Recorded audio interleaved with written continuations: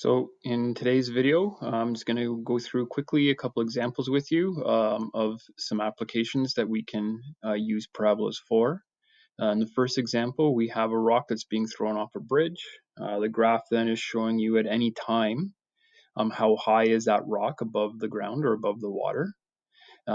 So if we analyze this graph then, a few things that we can look at and some of the key features of the graph says what is the maximum height and when did that rock reach the maximum height. So if we focus then up here on the vertex,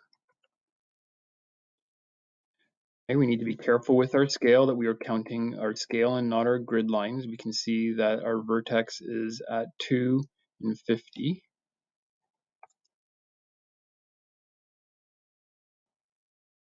Now we can use that information to answer our first couple of questions. How high is that rock? Well, we can see from our vertex here that the maximum height is 50 meters. When did it reach that maximum height? We can come to our horizontal scale and we see that it reaches that maximum height at 2 seconds.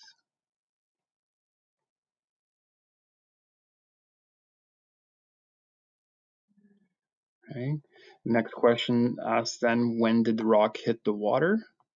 So again, if we use our graph, we can then focus down here. Okay. Specifically, we are looking at then our x-intercept down here. And we can see that our x-intercept is at 5, 0. Telling us then that, I don't know if we want here, or I guess we're just past 5. So maybe we should put in here 5.2 maybe. Okay. So using that value, then we can say what we know, then the rock will hit the water or hit the ground at 5.2 seconds.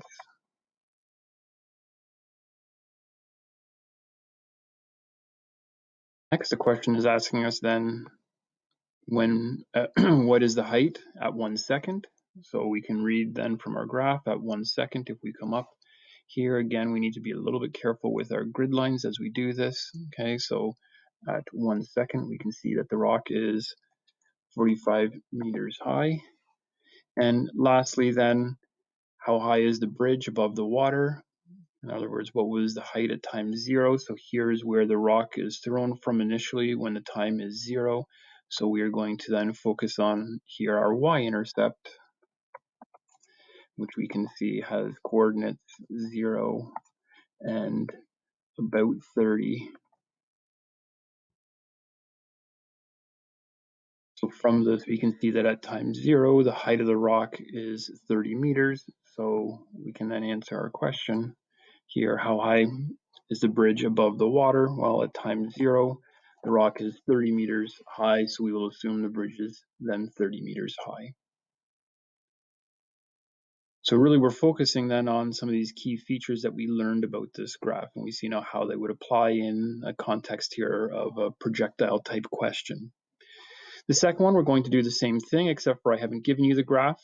So here we have the height of a football, t seconds after it's been thrown, and it can be modeled using this equation saying use Desmos now to graph this. So I'm going to flip tabs here and open up Desmos. Okay, by now hopefully you're used to using this. Again, I would suggest you come over to the settings and put this into projector mode. It just makes the grid lines a little bit easier to read.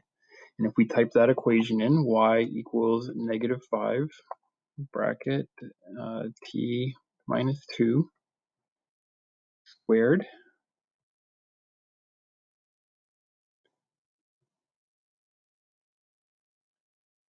plus 25. Okay, we get a parabola. So we're going to analyze this basically the same way we did with the hand-drawn graph. If you do click on your parabola, you'll see that it will highlight some of the key points that we will end up needing as we look at this parabola. For instance, there is our y-intercept. Here, more accurately, we're not guessing anymore. There is our x-intercept, the vertex off the screen, but we can scroll all the way up here. And again, if we click on that, it will highlight that point and tell us the coordinates here are at 2 and 25. So if we flip back now to the questions that were asked, from what height is the football thrown? we'll use our first example. We know that it's thrown at the y-intercept. That is when our time is 0. So if we go to our time is 0, we see that the coordinates there is 0, 5.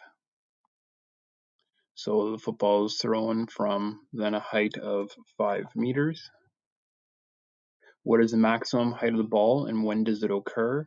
Notice this question is asking us for two things, so be careful when we are answering it. We want the maximum height and at what time does this occur. So if we go back to our graph, okay, our parabola, we can now use our vertex to realize that the highest that it will reach, the maximum height, is 25 meters. And we can see that from the x-coordinate that is now happening when x is 2, which is our time, 2 seconds. So we can go back and say here then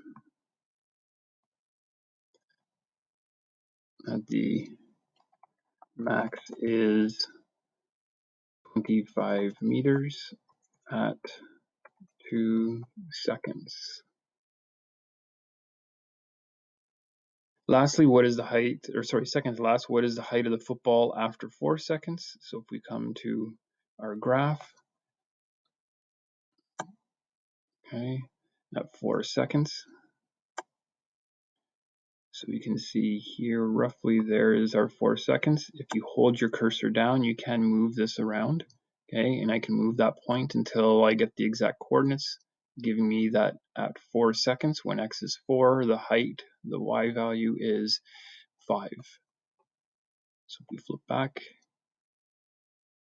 we have the its height then is 5 meters. And last question then, if the ball is not caught, when will it hit the ground? So if we come back to our graph, again, hitting the ground, oh, too far down. Okay, there it is. We click on our graph, there is our x-intercept. So we see that it hits the ground at 4.236 seconds. 4.236 seconds it will hit the ground.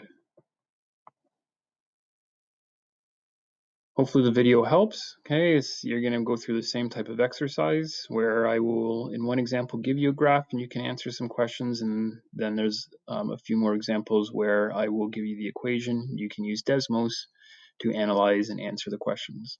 Have a good day, guys.